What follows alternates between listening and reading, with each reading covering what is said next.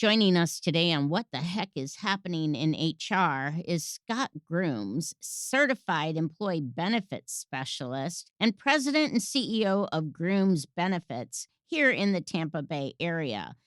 This is such an exciting conversation we're going to have about employee benefits. But let me tell you a little bit about Scott first.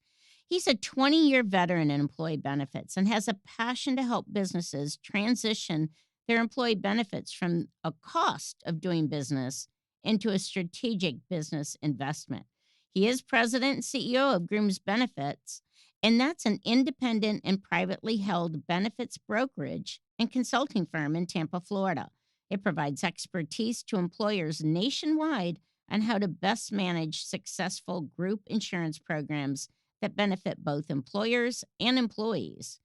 He is a certified employee benefit specialist and sits as past president on the board of the Tampa Bay chapter of the International Society of Certified Employee Benefit Specialists. And he's a graduate of the University of Florida.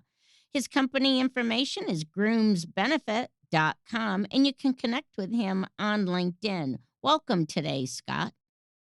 For our podcast disclaimer, please visit the episode description.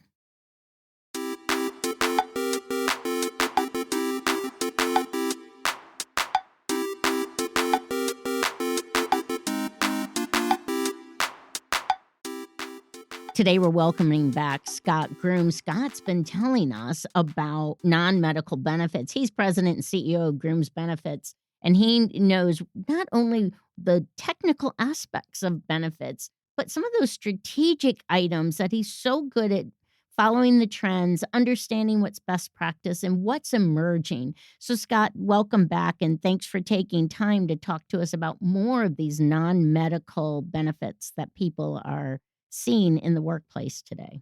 Well, thank you, Kelly. Appreciate the opportunity to be back and discuss this with you. So, talk to me about a couple more items. You mentioned some at our first segment, but tell me about some more items that are happening. We talked about unlimited PTO. We talked about some of the issues around taking care of family or building a family. What else is going on? Yeah, and just continuing kind of that personalization style benefits that employers are considering. A newer phrase or term is called a lifestyle spending account. I think we pretty familiar with flexible spending accounts, health savings accounts, but lifestyle spending accounts really start to accommodate what you might think, which is a lifestyle or a benefit that can be personalized to each person.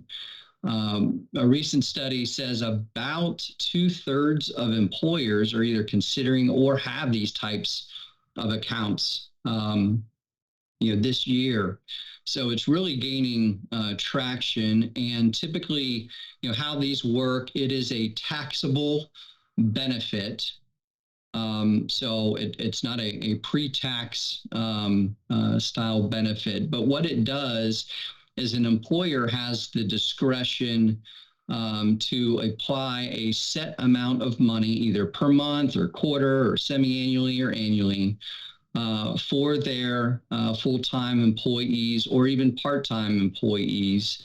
And that amount can be designated to anything from paid vacations or an allotment of money dedicated towards some programs that are particular to them, whether it's a gym membership or it is a membership to Calm or Headspace or some of those, kind of anti-anxiety oriented apps, and really allowing an employee to have a set of funds and apply it as they see fit. So pretty neat, nifty, and flexible benefit that we're seeing. And it would be important, I would think, for the employee to understand that benefit and the employer to communicate it, because otherwise you don't see it as money you're not needing to put out for that gym membership, let's just say.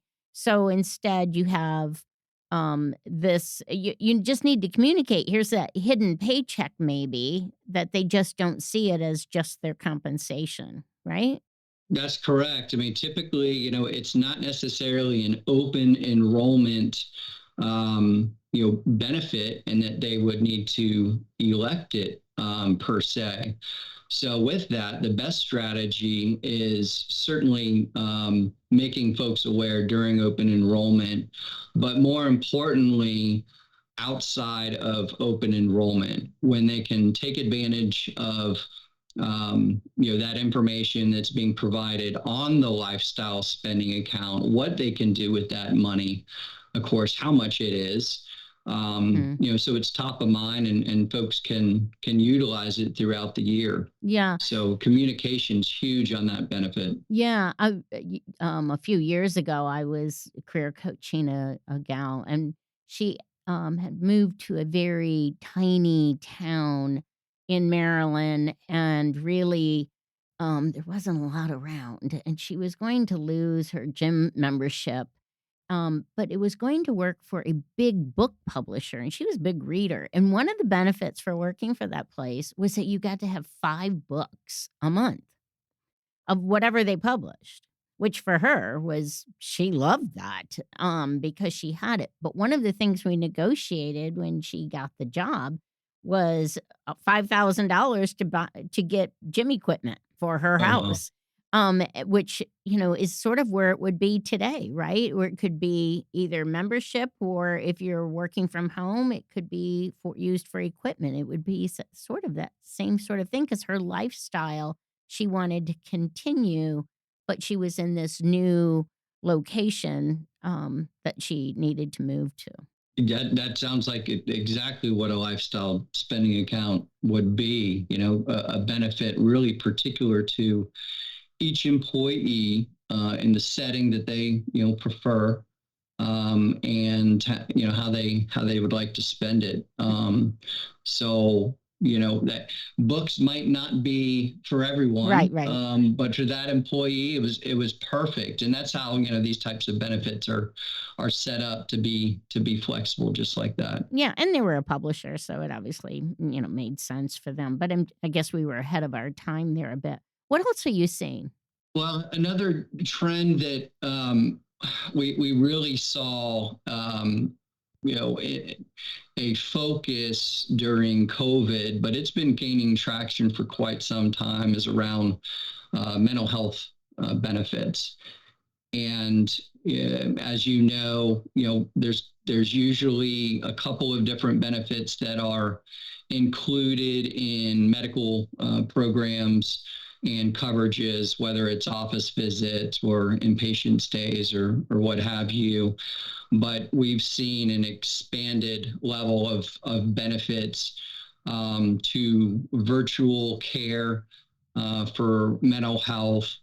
um, we talked a little bit within a lifestyle spending account, having, apps for anti-anxiety, Mhm. and some calmness, and those types of strategies. And also, employers are looking at their employee assistance program and seeing how they can expand those benefits particular to their workforce. Oftentimes, those EAP or employee assistance program, it's kind of an add-on to a long-term disability contract or a life insurance contract. But some employers are even hiring employee assistance programs directly just to enhance the offerings and the benefits that are included there. So really expanding mental health, and removing kind of that stigma that it's had for Mhm. for many many years, and allowing folks to understand those benefits, how to use them, and what's available to each, not just employees but their family members as well.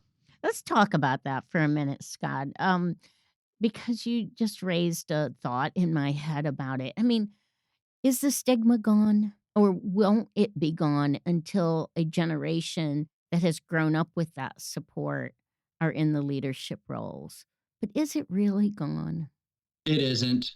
I think there's been a lot of improvement in terms of awareness that has, whether it's just in the public setting, the news, employers making it more a part of their benefits education, maybe employees and family members understanding each other's challenges and friends. And, so I think all of that helps, but there's still a stigma to it, at least from my perspective. I don't know if you see that as well. I do, and I think there's some head nodding that, goes along with it, and I don't know, and I guess it's probably true for a lot of things. I think back to the days when women were entering the workforce, and I remember I had a president come to me and he goes, "I get this thing now." I'm like, "What are you talking about?" And he was talking about affirmative action, and he said, "Well, I get this thing because my daughter is not getting the opportunity she should be having." I'm like, "Oh, okay."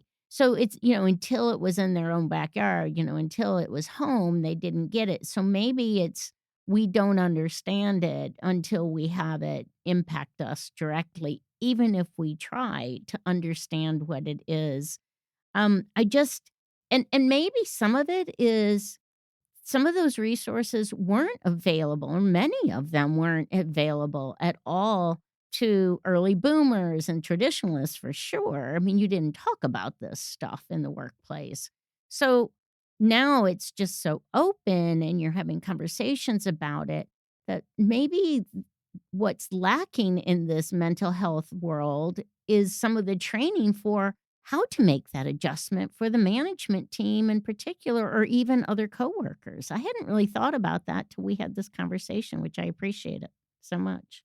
Well, from an organizational perspective, that's where it needs to start, right? I mean, in terms of awareness of these challenges, the volume and the number of folks that are challenged in that area. I know, just as a plug for USF, I think. I don't know how long the program has been around, but they have the mental Mhm. health and wellness in the workplace course, um, That's free. that that helps. I think having that program is a sample of the need that is out there, um, to, from a managerial or ownership perspective, wearing your employer hat on, being more aware of maybe seeing, signs and symptoms, and being able to communicate that,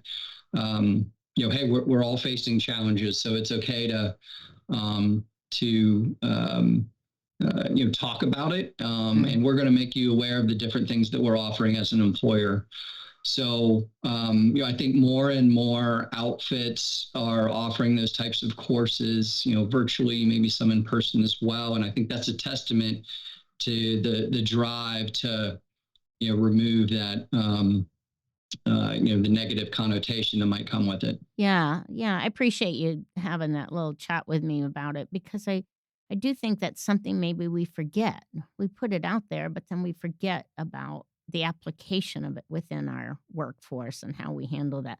Scott, you probably have some more non-medical benefit tips and trends that you could share with us. Is that true? Of Absolutely. We could talk benefits all day if you'd We like. will, but, we I'd we love to be able to get another segment out of you if at all possible. Could you stick around and do one more with us? absolutely would love to. Well, great. And thanks so much for listening in here on what the heck is happening in HR. And be sure to follow up with our next episode with Scott Grooms as we talk about non medical benefits. Thanks so much, Kelly.